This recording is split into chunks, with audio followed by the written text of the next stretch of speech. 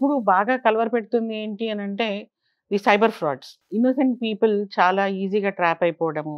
మొన్న ఒకతనొచ్చి చెప్తున్నాడు.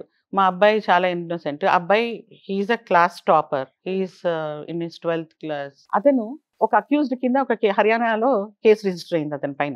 అయ్యో! చేసింది ఏంటి అంటే ఒక గేమ్ ఆడాడు. ఆ గేమ్‌లో కొంత నువ్వు విన్ అయితే ప్రైజ్ వస్తుంది. ప్రైజ్ మనీ వస్తుంది అన్నారు గదా! అట్లా అతనికి వచ్చింది మహా 1500 ఆ ప్రైజ్ మనీ అనేది. దానికి ఇతను ఒక అక్యూజ్డ్ కింద అయిపోయాడు. Because that was a fraud. That was a cyber fraud. And innocently this boy got into that. And ఆ తండ్రి ఇప్పుడు వచ్చి అడుగుతున్నాడు. ఏం చేయాలి? ఇక్కడ హైదరాబాద్ పిల్లోడు. కానీ కేస్ రిజిస్టర్ అయింది హర్యానాలో. Oh my God! వాళ్ళు పోలీసొచ్చి రమ్మంటున్నారు ఫోను జేసి అని చెప్పి అడిగాడనమాట. సో, వాళ్ళతో మాట్లాడండి అంటే వాళ్ళతో అసలు యాక్చువల్‌గా ఏం జరిగింది అని కనుక్కుంటే, పలానా game it is a fraud madam and this boy has got involved in that అంటున్నారు. అంటే వీడేమో ఓన్లీ ఆడాను అని చెప్తున్నాడు. హి ఈస్ ఇన్నోసెంట్ 12థ్ class student who got into that.